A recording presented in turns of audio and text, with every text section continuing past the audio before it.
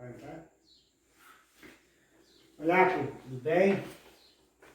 Estamos de volta com mais uma aula. Como eu já falei para vocês ontem, nós concluímos os nossos conteúdos e aí ontem a gente fez uma revisão de química, hoje estamos fazendo uma revisão de física. Lembrando que ciências são 2 capítulos, né? 6 e o 7.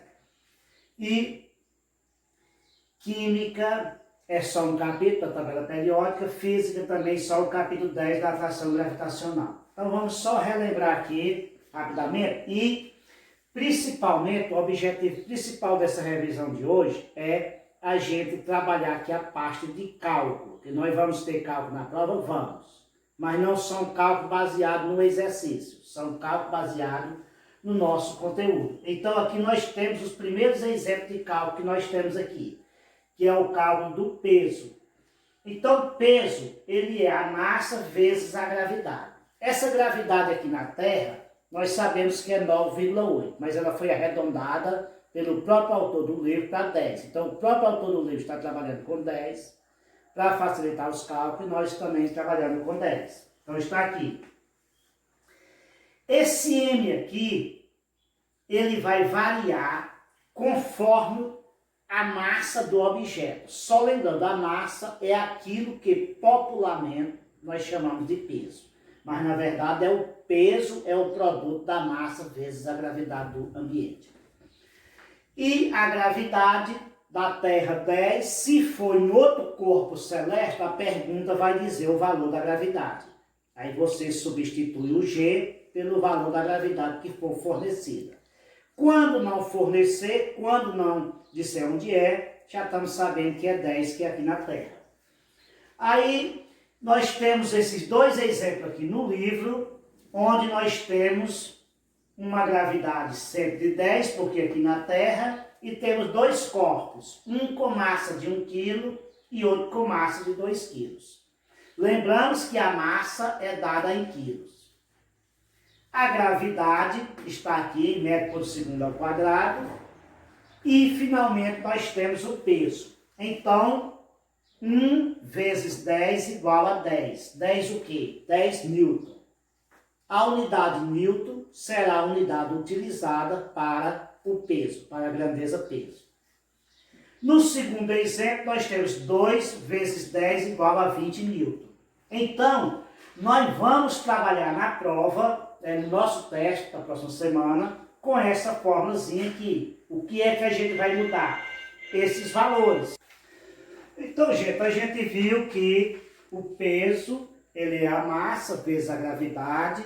Então, a gente pode pedir alguns valores, alguns cálculos, algumas questões com esse tipo de cálculo, mudando o quê? Mudando esses valores. Se é aqui na Terra, a gravidade permanece a mesma, a gente pode trabalhar com uma massa diferente de 1 e diferente de 2, como nós trabalhamos aí. E podemos também trabalhar, por exemplo, a gravidade da Lua, 1,6, aí nesse caso é só substituir o valor de G, ao invés de substituir por 10, substituiria por 1,6 e faria a multiplicação. Lembrando que é uma multiplicação direta. Então, esse é o primeiro tipo de cálculo que nós temos. Depois nós temos lá a força centrípeta, que é completamente teórica, que é aquela força que os corpos fazem em trajetória circular, quando estão em movimento circular, existe essa força de atração chamada centrípeta. E temos também, como exemplo disso aí, a gente tem o movimento dos corpos celestiais, no caso planetas e satélites, né?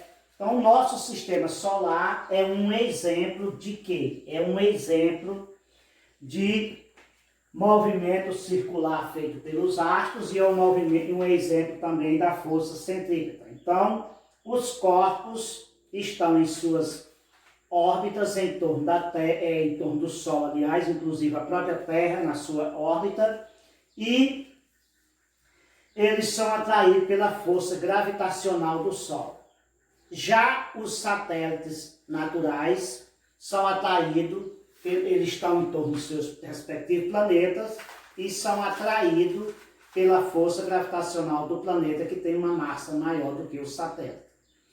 Da mesma forma que o Sol tem uma massa muito maior do que à Terra. E além disso também nós vimos lá a questão dos satélites artificiais que são colocados em órbita para trazer informações para a Terra, enviar informações. Entre elas a gente foi destacado lá os satélites de telecomunicações, né, muito utilizados. Nós temos, como eu falei também, os satélites que é utilizado na meteorologia para a previsão do tempo. E esses satélites eles ficam em órbita em torno da Terra. Bom, depois nós temos uma outra parte aqui que vai envolver cálculo, que é o impulso.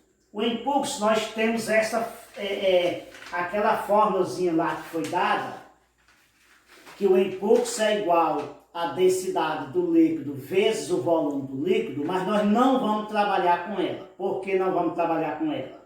Porque nós só vamos trabalhar com elas depois que a gente resolver os exercícios, que a gente encontrar alguma questão com aquela fórmula que a gente vai desenvolver.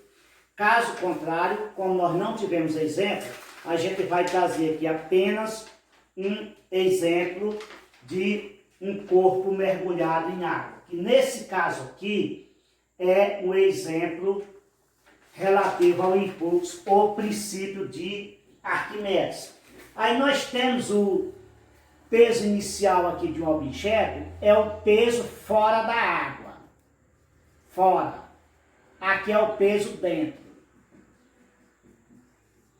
E aqui foi o deslocamento da água. Então, como nós vimos, quando colocamos um objeto dentro da água, aquela água vai ter um volume deslocado proporcional à quantidade, ao volume do objeto.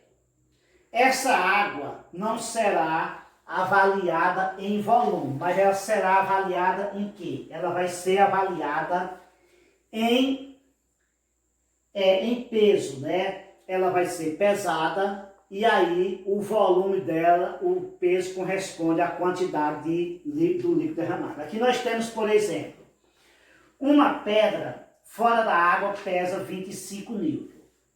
Colocando ela na água, o peso dela vai ficar de 15 newton. Então, houve uma variação. Fazendo aqui uma subtração, temos 10 newton. Quer dizer, o peso dessa água, que corresponde ao impulso, ficou 10 newton, que isso é o valor do líquido derramado, né? Daquele líquido que foi derramado para dar lugar ao volume da pedra. Eu coloquei essa fórmulazinha aqui, ela não aparece no livro não. Eu coloquei essa fórmulazinha aqui para vocês fazerem essa resolução, mas não é nem preciso, vocês vão fazer direto. Como que vocês vão fazer direto? Para vocês calcular esse impulso aqui, vocês vão calcular baseado no líquido derramado. Então, nesse caso, vocês simplesmente vão fazer uma subtração. O peso inicial não é o volume do líquido, não. Repito mais uma vez, não vamos trabalhar com o volume dos líquidos. Vamos trabalhar com os pesos dos líquidos.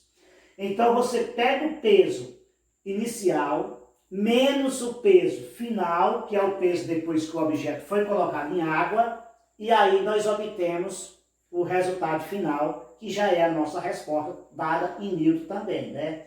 No caso aqui, correspondeu a 10 newton. Então, o que é que eu estou fazendo aí? Eu estou colocando PI. Quem é PI? É o peso inicial, que seria esse aqui fora da água, que seria PI. Menos PF. Quem é PF?